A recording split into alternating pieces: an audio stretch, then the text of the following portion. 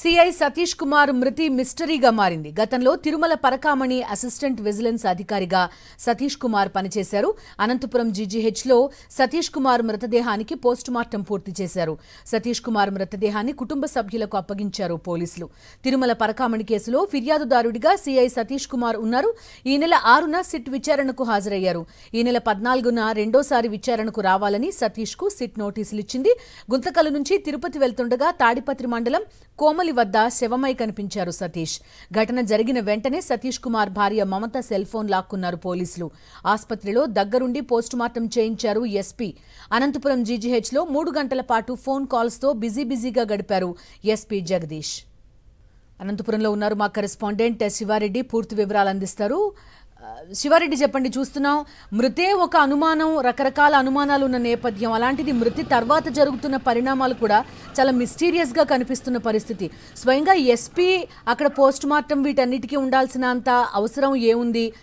ఆయన వైఫ్ ఎవరైతే సతీష్ కుమార్ వైఫ్ గా చెప్తున్నారో ఆమె సెల్ ఫోన్ కూడా లాక్కున్నట్టు చెప్తున్నారు. ఖచ్చితంగా బిందు, ఎందుకంటే సిఐ సతీష్ కుమార్ మరణానికి సంబంధించి మిస్టరీ కొనసాగుతున్న వాతావరణం అయితే కనిపిస్తోంది. ఇది హత్యనా ఆత్మహత్యనా అన్నది ఇన్వెస్టిగేషన్ ఏజెన్సీస్ తేల్చాల్సిన అవసరం ఉంది. అయితే ఘటన జరిగిన తర్వాత పోలీసులు అనుసరిస్తున్న తీరు అడుగడుగున అనుమానాస్పదంగా ఉంది. ఎందుకంటే ఘటన జరిగిన సమాచారం వచ్చిన వెంటనే తాడిపత్రి ఏఎస్పీ వెళ్ళారు, ఆ తర్వాత అనంతపురం జిల్లా ఎస్పీ వెళ్ళారు, ఆ తర్వాత అనంతపురం రేంజ్ డిఐజీ ఘటనా స్థలికి వెళ్ళారు. అప్పటి నుంచి ఇప్పటిదాకా మీడియాకైతే స్పష్టమైన ఇన్ఫర్మేషన్ ఇవ్వట్లేదు. కానీ పదే ఎవరైతే ప్రభుత్వ పెద్దలు కావచ్చు, టీడీపీ పెద్దలతో కావచ్చు టచ్లో ఉన్నట్టుగా సమాచారం అందుతోంది. ఎవరైతే సతీష్ కుమార్ ఉన్నారో అతని భార్య మమత సెల్ ఫోన్ను లాక్కోవడం, అదేవిధంగా ఆమెను మీడియా ముందు చూపించకపోవడం, అదేవిధంగా మీడియాతో మాట్లాడనివ్వకపోవడం పూర్తి స్థాయిలో అనేక అనుమానాలు దారితీస్తున్న పరిస్థితి అయితే కనిపిస్తోంది. మరోవైపున ఈ మొత్తం వ్యవహారానికి సంబంధించి, ఎందుకంటే ఒకవైపున టీడీపీ నేతలు కావచ్చు, మరోవైపున ఎల్లో మీడియా కావచ్చు, పోస్ట్ మార్టం జరగకనే ఇది హత్య, దీని వెనుక వైఎస్ఆర్ కాంగ్రెస్ పార్టీ నేతలు ఉన్నారంటూ చేస్తున్న దుష్ప్రచారం నిన్న రాత్రి నుంచి చూస్తూ ఉన్నాయి. వాస్తవానికి అనంతపురం జీజీహెచ్కి మృతదేహం వచ్చిన వెంటనే పోలీసులు లీక్ చేశారు. లీక్ చేసిన తర్వాత సిటీ స్కాన్ తీసిన తర్వాతనే నేరుగా ఇది హత్య అని ఎల్లో మీడియాను అదేవిధంగా టీడీపీ నేతలు ధృవీకరిస్తున్న పరిస్థితి కనిపిస్తోంది.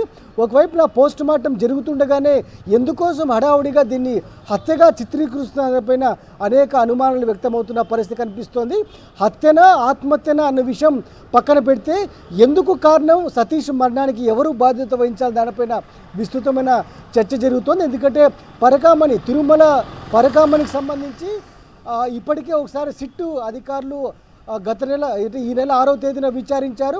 నిన్న మరోసారి విచారణకు రమ్మన్నారు. అయితే పూర్తి స్థాయిలో సిట్ అధికారులు కావచ్చు, లేకుంటే ప్రభుత్వం నుంచి పెద్దల సైడ్ నుంచి కావచ్చు, పూర్తి స్థాయిలో బెదిరింపులు రావడంతోనే ఈ మరణం జరిగినట్లుగా ఒక అనుమానం అయితే బాధిత కుటుంబం నుంచి వ్యక్తమవుతున్న పరిస్థితి కనిపిస్తోంది. అందుకే వైఎస్ఆర్ కాంగ్రెస్ పార్టీ నేత భూమన కరుణాకర్ రెడ్డి కూడా చాలా స్పష్టంగా డిమాండ్ చేస్తున్నారు. ఎందుకంటే సిబిఐకి విచారణకి ఆదేశించండి, నిజాలు నిర్భయంగా వెలుగు చూసేలా మీరు ఆదేశాలు జారీ చేయాలని డిమాండ్ చేసిన పరిస్థితి కనిపిస్తుంది. ఎందుకంటే ఒక మిస్టరీగా మారిన సతీష్ కుమార్ నిన్న ఏదైతే మొన్న సాయంత్రం 7 గంటలకి ఇంటి నుంచి బయటకు వచ్చారు, అర్ధరాత్రి సమయంలో ట్రైన్ ఎక్కారు. అయితే ఆ తర్వాత ఏం జరిగిందని దానిపైన పూర్తి స్థాయిలో మినిట్ టు మినిట్ ఏం జరిగిందని దానిపైన పూర్తి స్థాయిలో నిజాలు నిగ్గు తేయాలంటే ఖచ్చితంగా నిష్పక్షపాతమైన విచారణ జరపాల్సిన అవసరం ఉంది. అంతకుమించి ప్రతిపక్షాలపైన నిందలు వేయడం, అదేవిధంగా ప్రతిపక్ష నేతలపైన కావాలని లీకులు ఇచ్చి